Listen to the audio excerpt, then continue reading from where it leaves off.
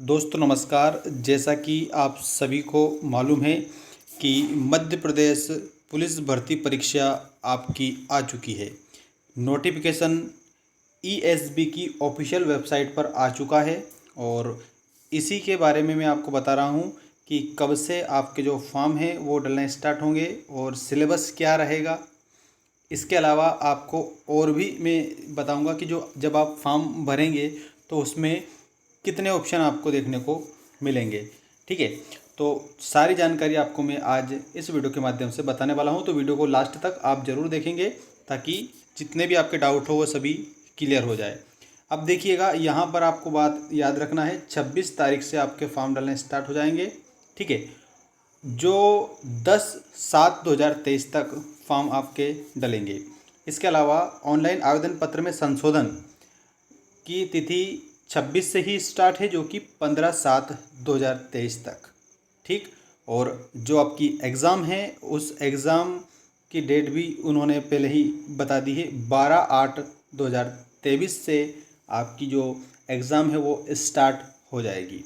ठीक, अब जो स्टूडेंट्स हैं जो फीस पे करेंगे, ठीक है, जो ईएसबी परीक्षा शुल्क है, सीधी भर्ती पद हेतु अनारक्षित अभ्यर्थियों के लिए तो 500 रुपये प्रति प्रश्न पत्र रहेंगे।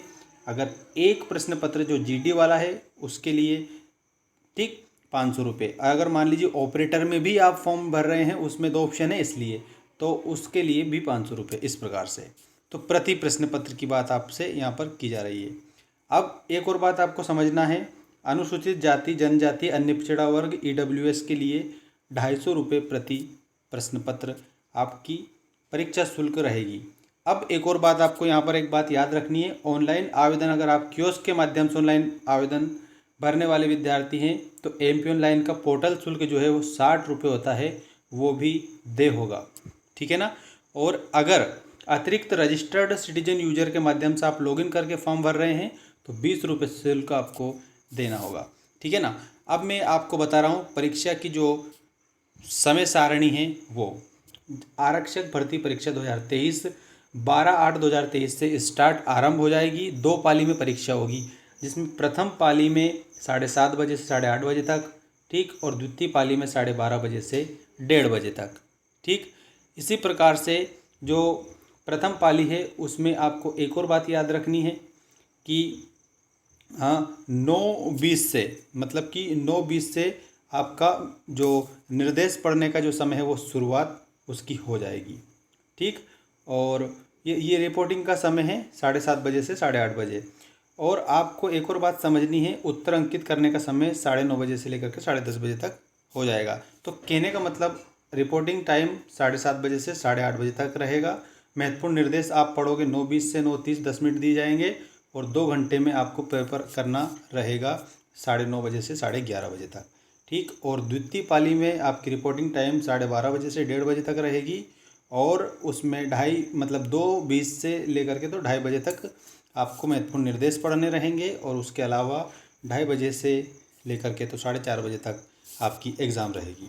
और आपको क्या क्या ले जाना है ये तो आप सभी जानते ही हो। ठीक है, ये सारी चीज़ें आपके सामने प्रस्तुत है, बिल्कुल आप इनको देख सकते हो। और ईएसबी की ऑफिशियल वेबसाइट पर पूरा नोटिफिकेशन डला है, तो वहाँ पर जाकर भी आप और भी इस पीडीएफ को डाउनलोड कर सकते हो, या मैं लिंक दे दूंगा डिस्क्रिप्शन में, तो उस लिंक के माध्यम से भी आप इसमें देख सकते हो पूरा का पूरा पीडीएफ। अब मैं आपको बता रहा हूँ कि जो आपका जो पाठ्यक्रम रहेगा, ठीक है ना, पाठ्यक्रम रहेगा वो पाठ्यक्रम क्या रहने वाला है और इसके अलावा इसमें कौन कौन से मतलब ड्यूटी रहेगी।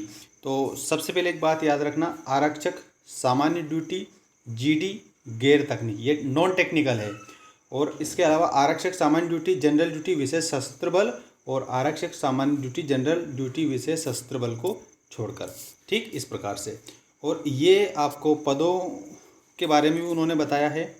आरक्षक जो सामान्य ड्यूटी के जो पद हैं वो इस प्रकार हैं, general SC ST OBC ex serviceman सभी के, मेल एंड फीमेल के, और ईडब्ल्यूएस वाले भी इसमें इंक्लूडेड रहेंगे।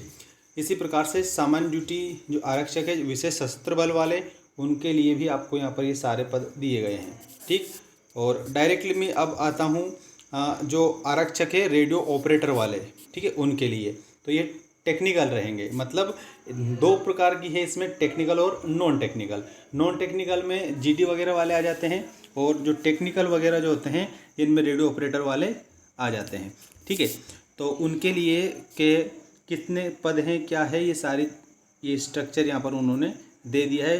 अनरिजर्व के लिए भी दिया है, ओबीसी, एससी, एसटी, ईडब्ल्यूएस वालों के लिए भी दिया है। ठीक है ना। और अब आपको मैं बताऊंगा, देखिएगा आपका जो सिलेबस रहेगा, जो आपका सिलेबस आएगा वो क्या सिलेबस होने वाला है। तो ये वेतनमान वगैरह भी आप देख लें, 19,500 से लेकर के जो वेतनमान है 62,000। ठीक, आरक्षक सभी संवर्ग का।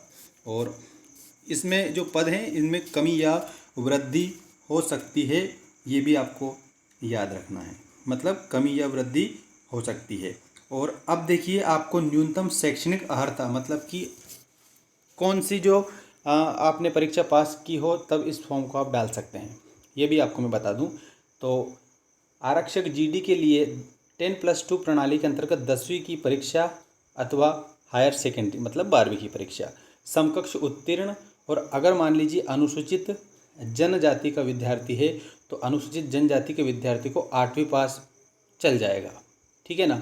और अनारक्षित अनुसूचित जाति और पिछड़ा वर्ग, इनके लिए 10वीं न्यूनतम है।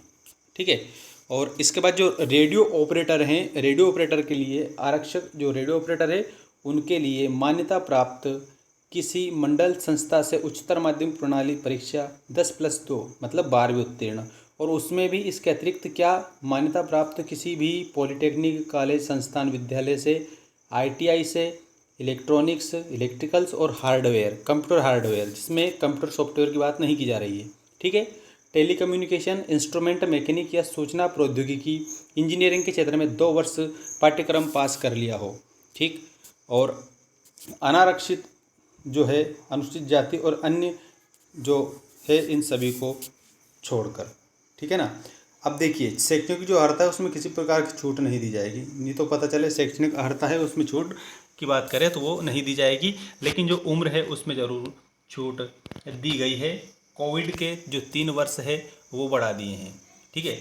देखिएगा यहाँ पर सबसे पहले पुरुष आवेदक के लिए मध्य प्रदेश के अनारक्षित, जिसमें किसी प्रकार का आरक्षण नहीं है, 33 साल प्लस 3 साल जो है कोविड के कारण बढ़ा दिए तो 36 वर्ष है। ठीक है। और इसमें जनरल वाले सब आ जाते हैं। ठीक। और इसके बाद पुरुष मध्य प्रदेश के आर्थिक रूप से कमजोर श्रेणी के अभ्यर्थी के लिए भी 36 वर्ष है। पुरुष अथवा महिला मध्य प्रदेश के आदिवासी सभी अभ्यर्थी उनके लिए भी 36 वर्ष है। महिलाओं के लिए 41 है, सभी श्रेणी की महिलाएं। और पुरुष आरक्षित श्रेणी, आरक्षित में अनुसूचित जाति आ जाती है, अन्य पिछड़ा वर्ग आ जाता है और अनुसूचित जनजाति आ जाती है, उनके लिए 41 वर्ष है। 38 साल प्लस 3 वर्ष कोविड के दिए हैं। और इसके अलावा आपको याद रखना है, पुरुष सभी श्रेणी के शासकीय कर्मचारी उनके लिए 41 है। और इसके अलावा अनारक्षित श्रेणी, आरक्षित श्रेणी के अंतर्गत अंतर्जातीय विवाह वाले जो है उनके लिए 41 है। इस प्रकार से ये सारे आपको याद रखने हैं। ठीक है। और अब मैं आपको डायरेक्ट पाठ्यक्रम बताऊंगा कि आपको क्या क्या याद करना रहेगा, कितना कैसे आएगा, सारे चीज़ें आपको अभी मैं बताने वाला हूँ। तो देखिएगा, अब किस प्रकार से आपकी जो परीक्षा में प्रश्न आएंगे उस पर भी आप विशेष ध्यान देंगे। परीक्षा योजना, प्रथम चरण लिखित परीक्षा, हिंदी भाषा में बहुविकल्पी प्रश्न पूछे जाएंगे, मतलब कि ऑब्जेक्टिव टाइप क्वेश्चन। प्रथम चरण तकनीकी परीक्षा, केवल तकनीकी पदों के लिए, अधिकतम 100 अंक उसमें रहेंगे टेक्निकल वालों के लिए। और दूसरा चरण जो होगा उसमें शारीरिक परीक्षा, मतलब कि फिजिकल रहेगा। शारीरिक परीक्षा का मतलब क्या होता है, फिजिकली होता है। ठीक है। और इसके बाद में आपको प्रथम चरण परीक्षा योजना, इसमें देखेंगे कि जो अवधि है वो 2 घंटे रहेगी। ठीक है। जो ऑब्जेक्टिव टाइप क्वेश्चन आपको दिए जाएंगे उनकी अवधि, अधिकतम अंक 100 रहेंगे, सही उत्तर के लिए 1 अंक दिया जाएगा, और जिन प्रश्नों को उत्तर के प्रयास नहीं किए गए या उत्तर गलत है उनके लिए कोई अंक नहीं काटा जाएगा।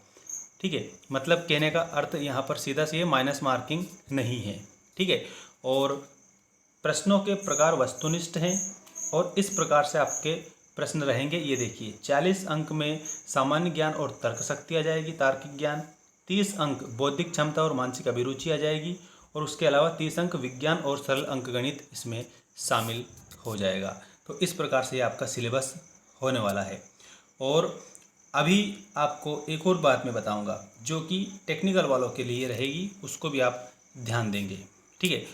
अब एक आपके लिए विशेष चीज़ यहाँ पर यह है कि जो वर्टिकल श्रेणी के विज्ञापित जो पद है ना, उनके विरुद्ध 7 गुना अभ्यर्थियों के कट ऑफ अंकों का अनुसार, मतलब 7 गुना व्यक्तियों को लेंगे, वो किसके लिए? फिजिकल के लिए। ऐसा आपको याद रखना है, ठीक है ना। और अब देखिए नेक्स्ट, प्रथम चरण तकनीकी परीक्षा टेक्निकल के लिए 100 अंक रहेंगे, 2 घंटे का वही 100 प्रश्न, ठीक है। वस्तुनिष्ठ प्रकार के रहेंगे और उसमें क्या क्या रहेगा वो भी आप देख लें। आरक्षक, radio operator, electronics, electricals, hardware, computer application उसमें नहीं रहेगी। टेलीकम्युनिकेशन, इंस्ट्रूमेंट, मैकेनिक या सूचना प्रौद्योगिकी इंजीनियर के क्षेत्र में 2 वर्ष पाठ्यक्रम, सर्टिफिकेट पाठ्यक्रम का स्तर रहेगा। ठीक, जो आपने टेलीकम्युनिकेशन, इलेक्ट्रिकल से इलेक्ट्रॉनिक्स या हार्डवेयर में जो भी आपने पास किया हो 2 साल का। ठीक, आरक्षक रेडियो ऑपरेटर के पद हेतु 7 गुना अभ्यर्थियों को प्रथम चरण लिखित परीक्षा एवं तकनीकी परीक्षा के योग के कट ऑफ अंकों के आधार पर शारीरिक दक्षता परीक्षण तकनीकी प्रायोगिक परीक्षा के लिए चुना जाएगा। और इसके अलावा आपको हॉरिजॉन्टल श्रेणियों के लिए पृथक से कट ऑफ अंकों का निर्धारण नहीं किया जाएगा। ठीक है। और दूसरे चरण की मतलब जो फिजिकल रहेगा वो इस प्रकार रहेगा। आरक्षक जीडी के पदों हेतु शारीरिक दक्षता परीक्षण होगा, जिसके अंतर्गत अंतिम प्रवीणता सूची के लिए प्रथम चरण के अंकों के साथ जोड़े जाएंगे। मतलब कि जो आप लोगों का शारीरिक परीक्षण होगा उसके अंक जो प्रथम परीक्षण है, जो सीबीटी है, कंप्यूटर बेस्ड टेस्ट जिसे अपन बोलते हैं, 100 अंक का, उसमें जोड़े जाएंगे। इसी प्रकार से ऑपरेटर के लिए रहेंगे। देखिए यहाँ देखिए, पदों हेतु शारीरिक दक्षता परीक्षण के लिए चुना जाएगा, जिसके अंक अंतिम प्रवीणता सूची के लिए प्रथम चरण अंकों के साथ नहीं जोड़े जाएंगे। इसमें नहीं जोड़े जाएंगे, ऑपरेटर के लिए नहीं जोड़े जाएंगे। शारीरिक दक्षता परीक्षण केवल क्वालिफाइंग प्रकृति का होगा। ठीक है, ऐसे आपको याद रखना है। तो ये पूरी मेन जो बातें थी सारी मैंने आपको बता दी है। और best of luck for your examination. Channel को सब्सक्राइब कर लें आप सभी स्टूडेंट्स, ताकि आपको सारी चीज़ें देखने को मिल जाए। और ये जो आपकी स्क्रीन के सामने अभी आ रहा है, इसका भी आप एक स्क्रीनशॉट ले लें, ताकि थोड़ी और जानकारी आपको मिल जाए। और लिंक मैं डिस्क्रिप्शन में दे रहा हूँ, उसको आप चेक कर सकते हैं डायरेक्ट PDF डाउनलोड करने के लिए। Thanks for watching, take care all of you.